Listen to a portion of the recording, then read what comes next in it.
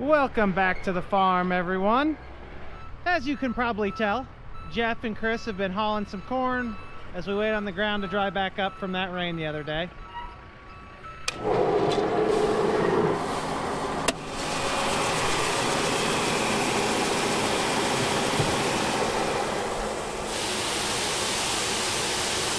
That big, bad, scary flash flood I was hyping up when we finished up planting and spraying only delivered 1 inch to 1.5 inches of rainfall. There's a little bit of standing water here and there. Nothing unusual, just a stray wet spot around the area. You can see all the fields that aren't planted. There's one there. There's a ton down this way south towards Neoga. These guys and gals will get finished up eventually. They always do. And they somehow always sneak in a big crop with it.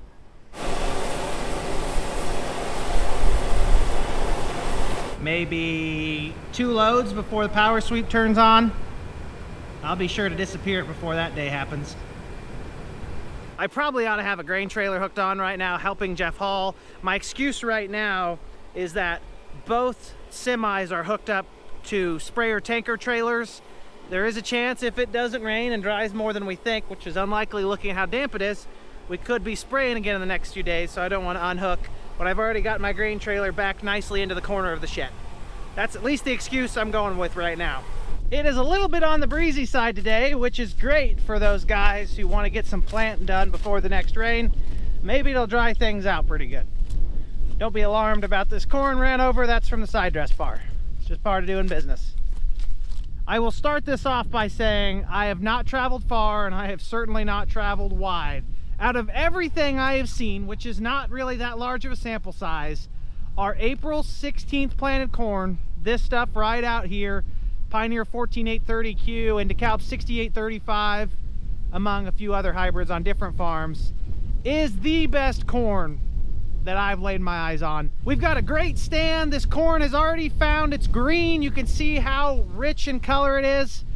Unfortunately, yields are not necessarily a beauty contest or a planting date contest. The highest yielding corn in the area may not even have been planted yet. You'll never know till harvest. If it were a competition of looks, we would be winning right now, for however worthless that is. The craziest thing is that's not even the best looking area of the field. This is the hilltop, the lightest, lowest productivity soil in this 220 acre farm. That low-lying black dirt, chef's kiss right now.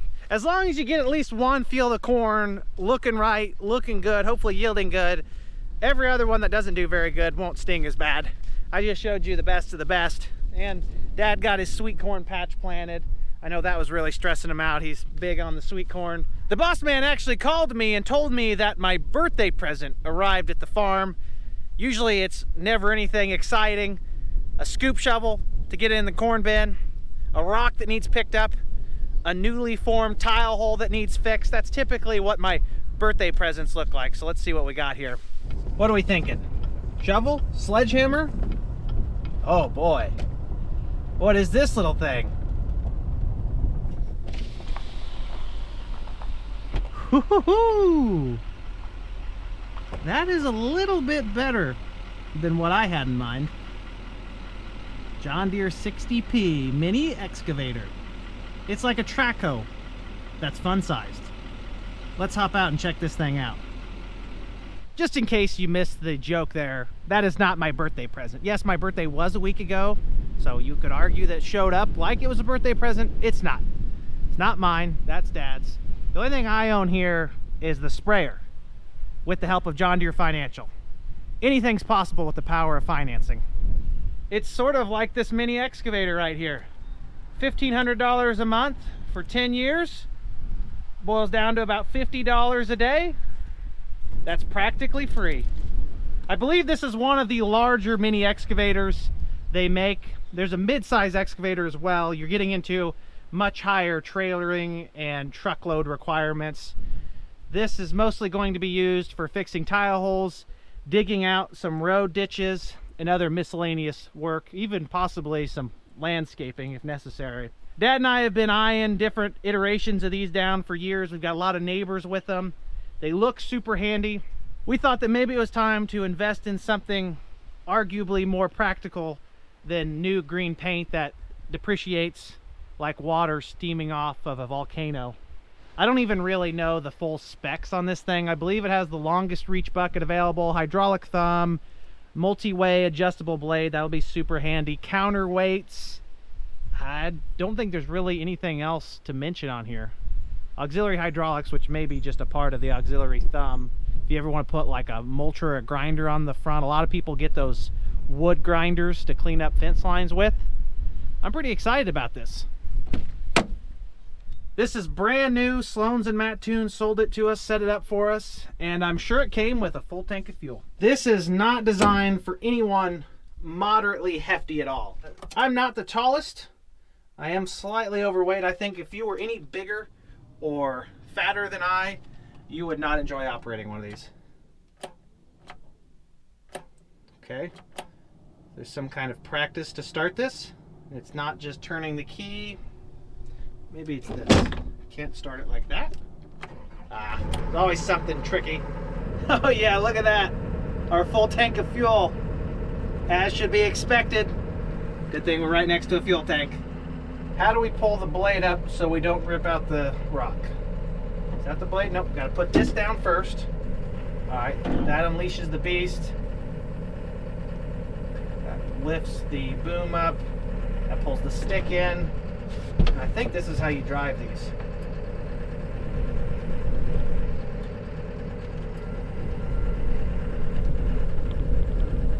It doesn't have a park brake, does it? I want everyone to quietly acknowledge the fact that we now have about 75% of the equipment required to do our own tile installation. We've got backhoes, mini hose, other than maybe a little more GPS equipment and a plow. We're pretty much there. I don't think our laborers are too excited about that idea as much as I am. Possibly this could be the gateway substance that gets us a full-size excavator so I can start ripping out 100-year-old trees. Let's put some fuel in it. Okay, somewhere in here is a fuel tank. Nope, that's not it. That's also spring-loaded. Here. Nope. Run out options. Here, that doesn't open. That needs a key, so I guess I gotta get the key out. I bet it's in here. That'd be my first guess. And by first, I mean third, because I've opened multiple things.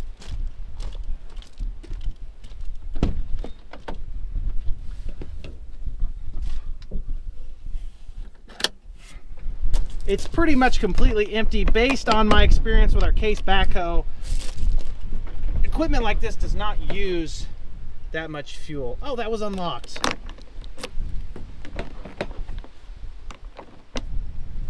All right, Andy, you got to be smarter than the plastic cover. You can figure it out.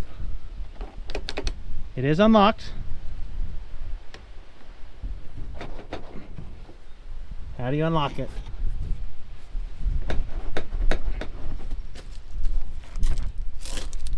You can do it. You can do hard things.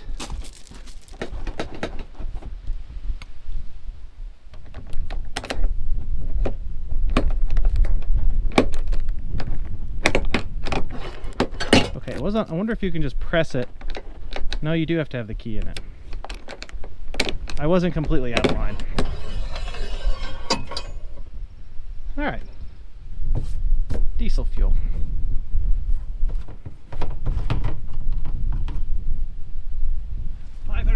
Gallons. Let's see how much this thing holds. Remember that number.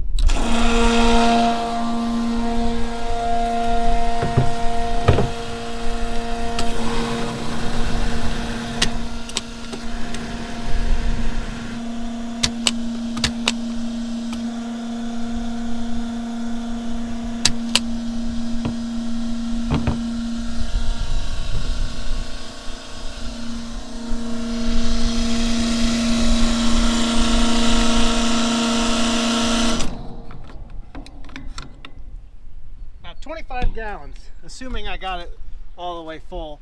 Sometimes these pumps are too fast for smaller tanks unless you really throttle it down when you're filling. Oh, that explains the purpose of that. I was supposed to fill into the filter. It just came off with the cap. It's kind of confused, but now we know.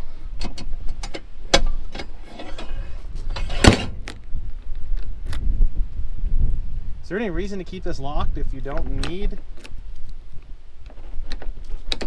Looks like you have to have the key to open it anyways. Whatever. I'll show you the operator's quarters before I hop back in. I don't even know that you could call it the operator's quarters. Maybe the operator's 40, if you would. Farmers will get that joke. The rest of you will be confused. It's not a very big cab, like fairly tight in here. Obviously, here are your joystick controls. There's a third joystick that controls the multi-way blade. That is the rotating lever, I think. I think that rotates the whole assembly, whatever you call the excavator part that spins. There's a term for it, and I know it, I just can't think of it right now. This is your drive, so you can either drive with your feet or use the sticks. A display there to show some kind of information. All your little switches over there. A sticker that tells you don't get this thing in a power line or else you might die. And then the radio that doesn't even come standard with this machine. You have to order the radio aftermarket through Deere.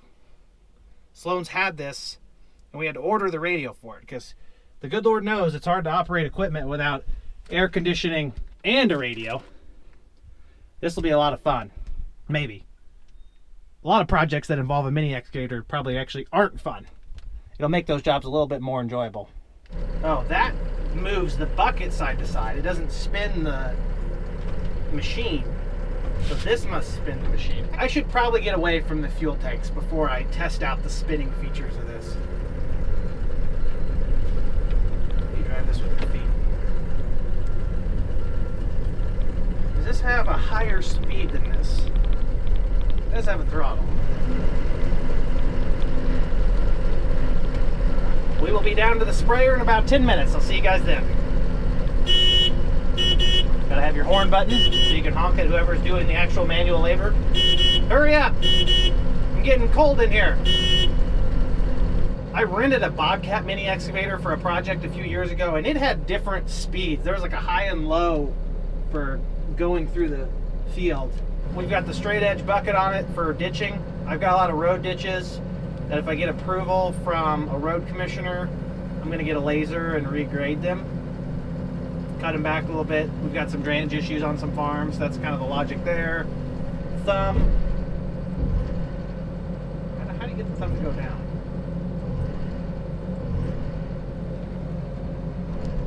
Oh. Well, that's the thumb too, but there's also a button on that that opens the thumb. There's a button on the back side of the stick that opens the thumb. There's also a thumb control on the front, which is much more ergonomic. I feel so lost right now. It's like when you're a kid and you get a new toy or a video game for Christmas, yet you have to go to all your other family members' houses before you can even get the toy out and play with it. I don't have anything to dig. We've got all our fields planted, so it's hard to go fix tile holes. A lot of them will wait till the fall. I guess we'll just sit here and spin.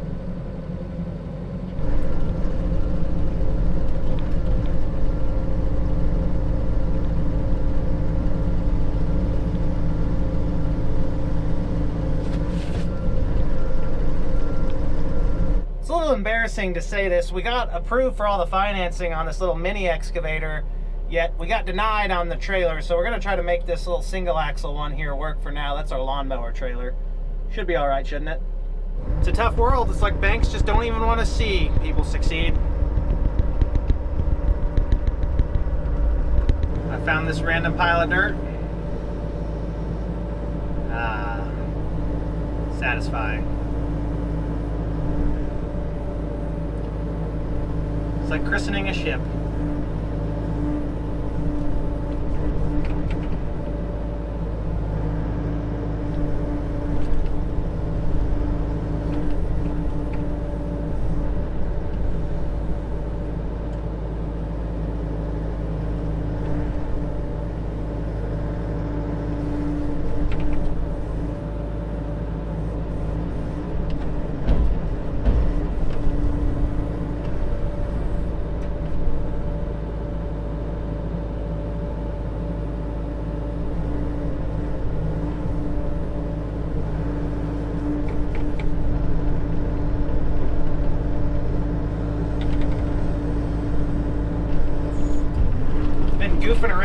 bulldozing for a minute, you can't even watch me.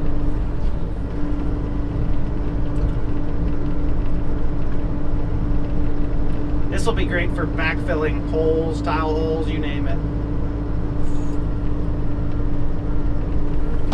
I found the most important switch. Everyone pay close attention. Possibly put your safety helmet and glasses on as well as your seatbelt. Right now we're snail speed.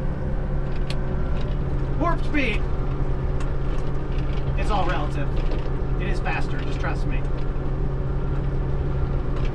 I did a lap around and found a project I could actually work on. This is that new bin we had put up 2 summers ago, so it's had 2 corn crops in it now. There was still some loose dirt around the outside that we just didn't really have a good tool to move it around. The backhoe could have done it, but it's just so messy. And anywhere you put the jack stands down in the yard, you've created a second problem. So I'm gonna play around with this, maybe level this dirt out a little bit, then maybe apply for some operator jobs somewhere.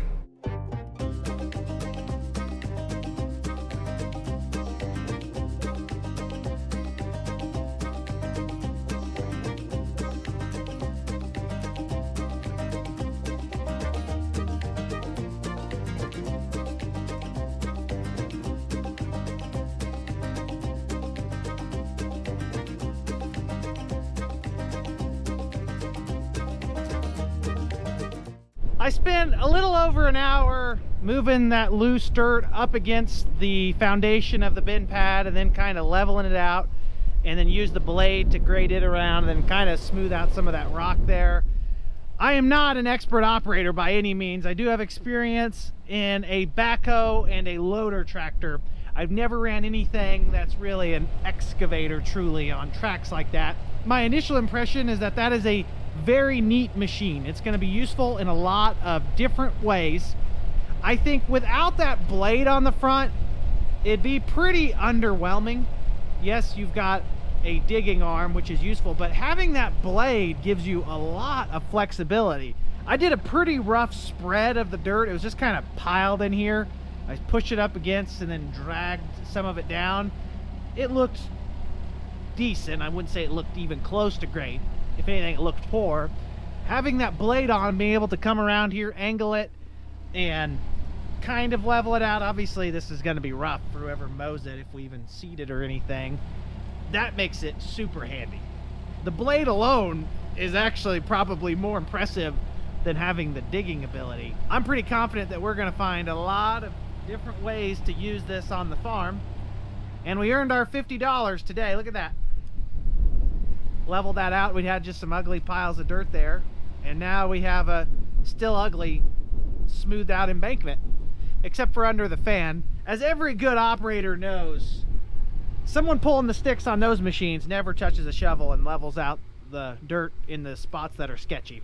So I'll let someone with a shovel figure that one out later. I believe this will be a gateway piece of equipment that leads us to a large excavator eventually. This is going to be limited in the scale of projects it can do. Yes, it can do small things, 6 tile holes, landscaping, if you want to call this landscaping, dig small ditches. If we want to pull big trees, dig big ditches, we're going to need a full-size 20+ ton track hoe.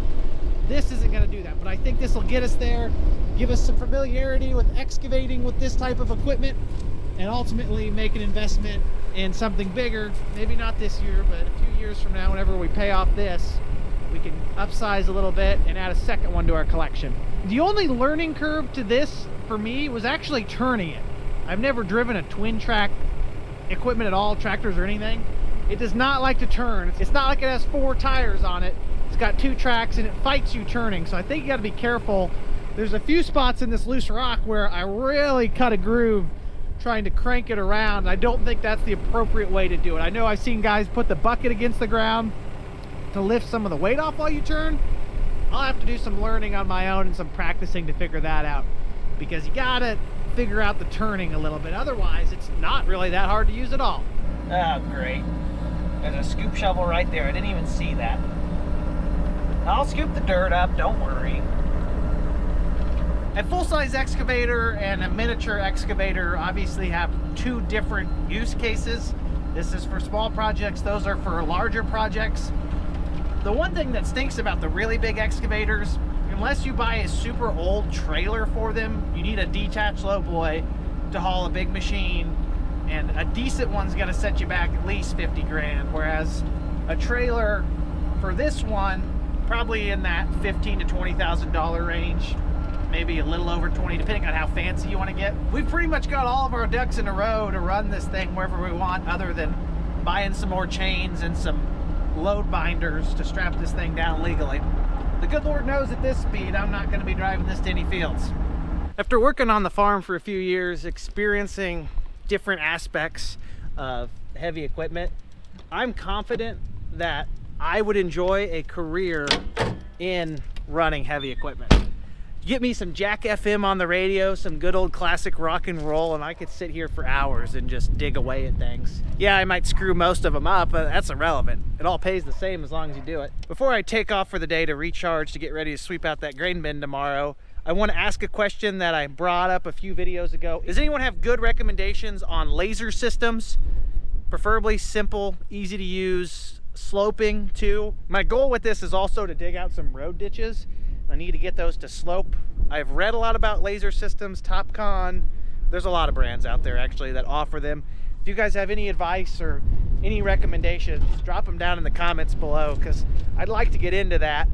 I think you can equip these with laser or GPS systems, but we're talking about a whole nother level of complexity there and price.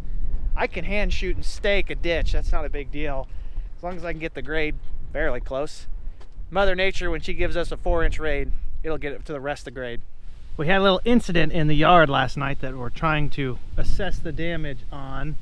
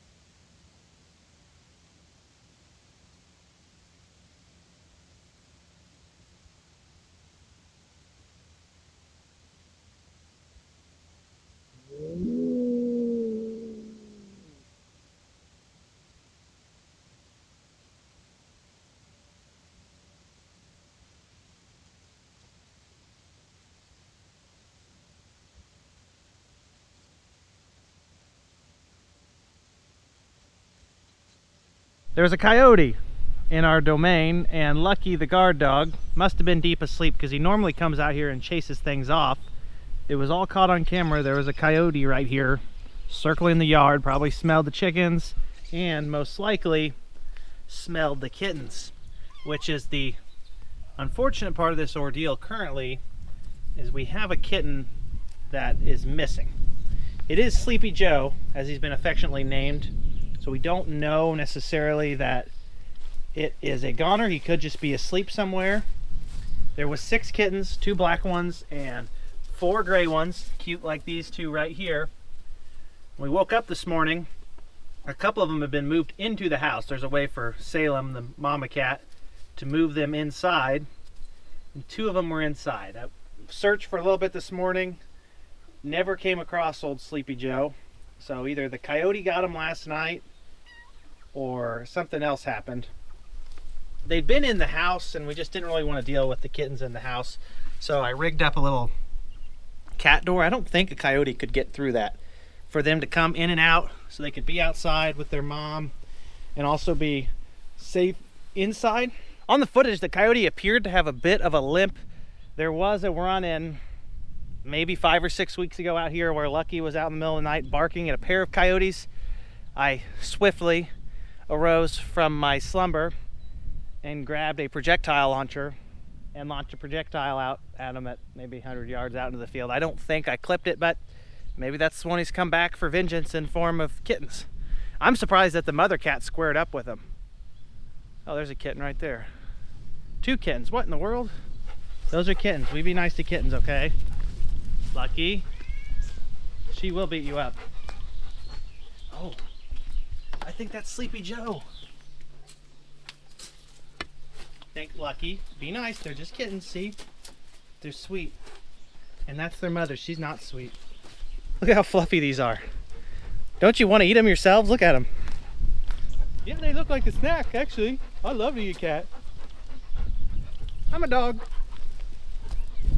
Lucky, there was a coyote in the yard and you weren't even barking. Whew, sigh of relief. There's 4 gray kitties. 1, 2, 3, and 4. And the other 2 black ones are outside. That's just a little cat door. Did I want to put a cat door in here? No. I also didn't want these stinky little cats in the house. And here's 6. Our cool spell is finally coming to an end and we've got some beautiful growing weather ahead of us.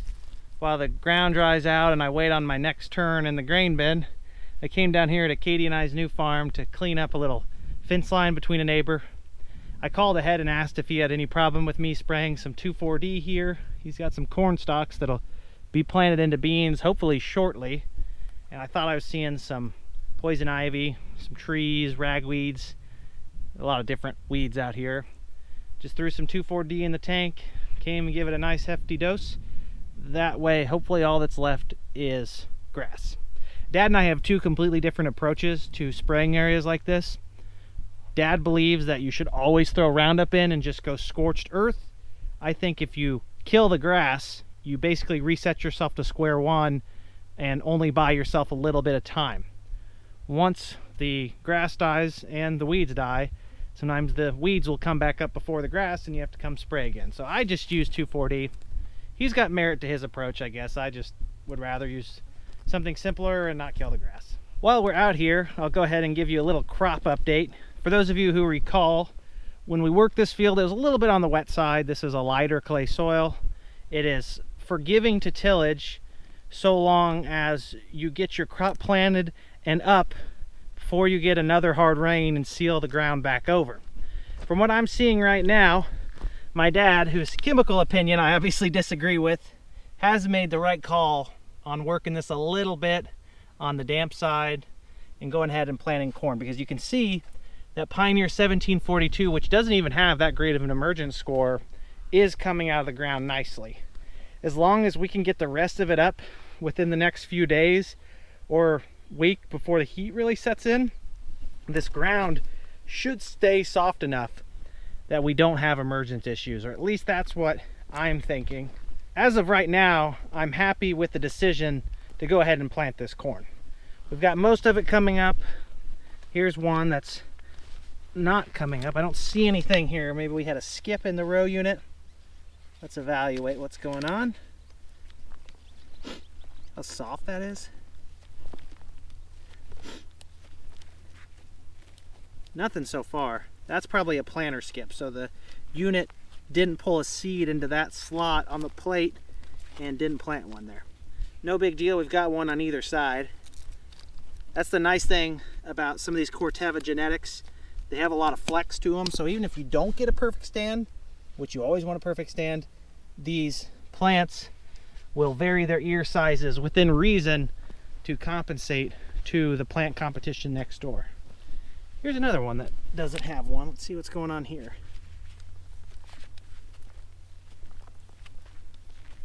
Oh, there it is. It was right below the surface. Before I take off for the weekend, I'm going to do a little sprayer project. Jason from Sloan's, the AMS guy, and Matt Toon was here looking at the screen. There's something funky going on with the Gen 5 display and my Hagee. They're communicating and it's sending data back to the operations center. It won't receive data. So if I send a setup file from my computer to this monitor, it just won't let me at all.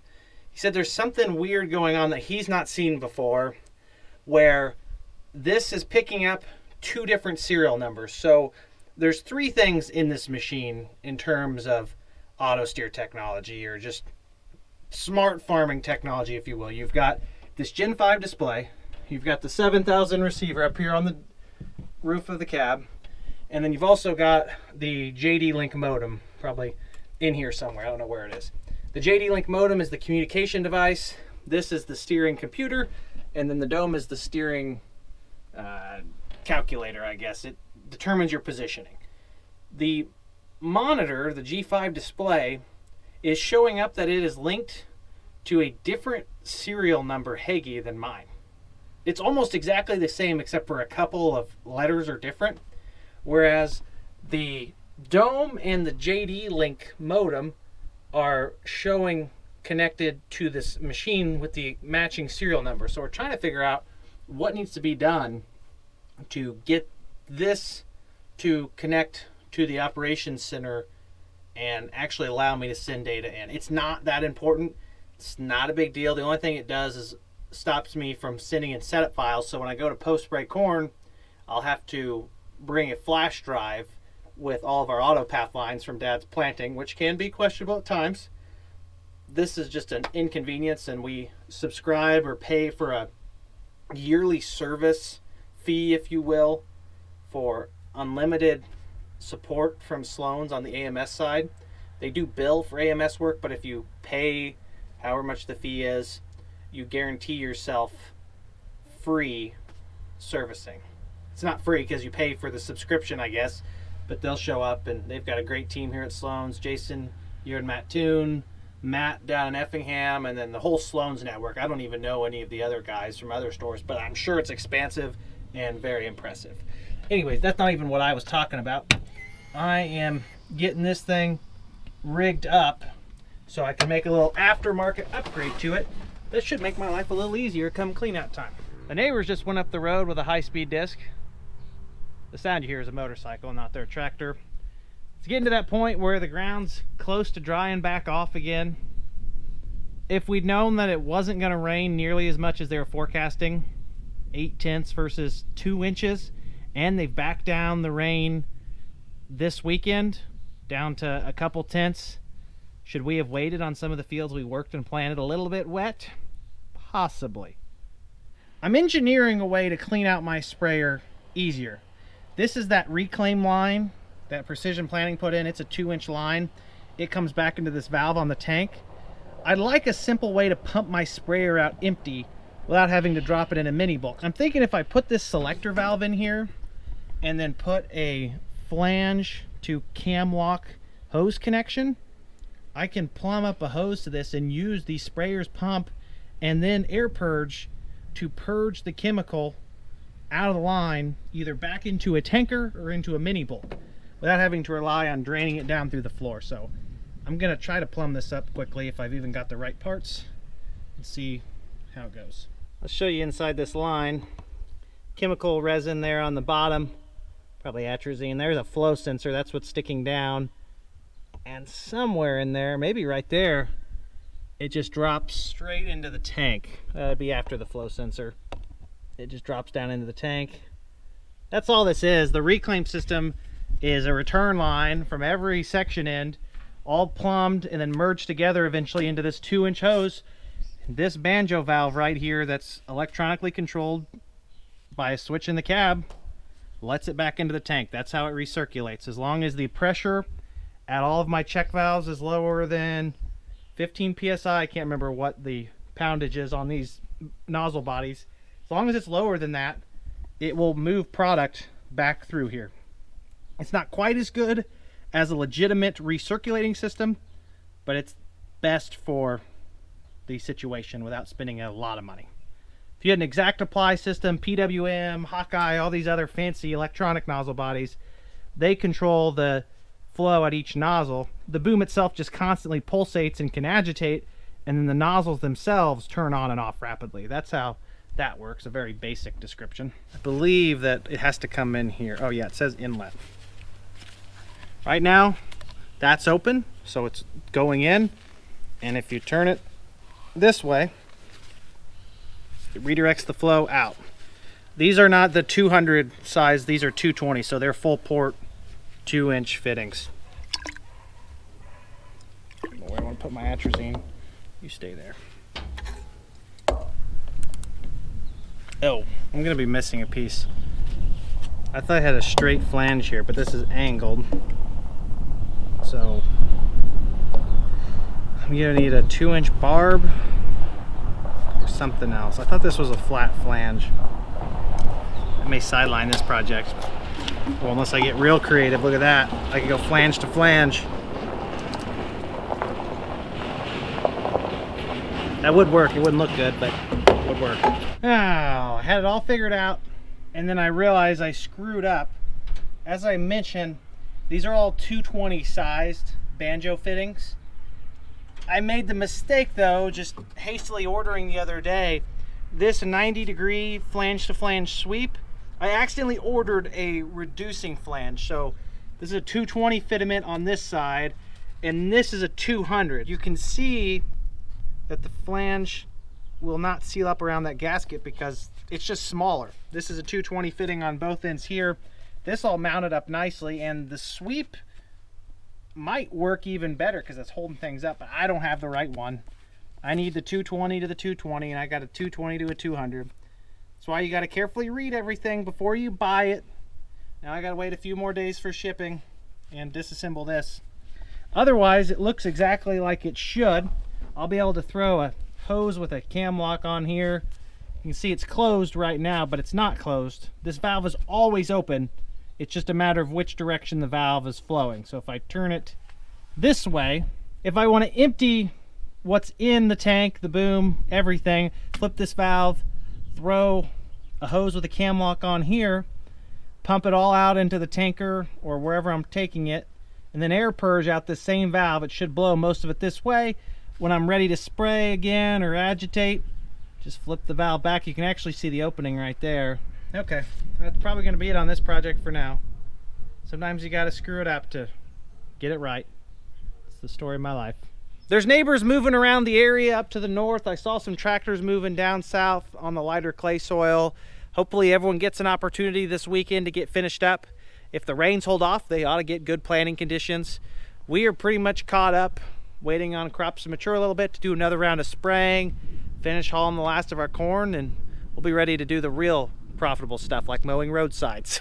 Anyways, I'm going to take off for the day. Appreciate you all tuning in. I sure hope to see you in the next one. Have a great day, everyone. Peace!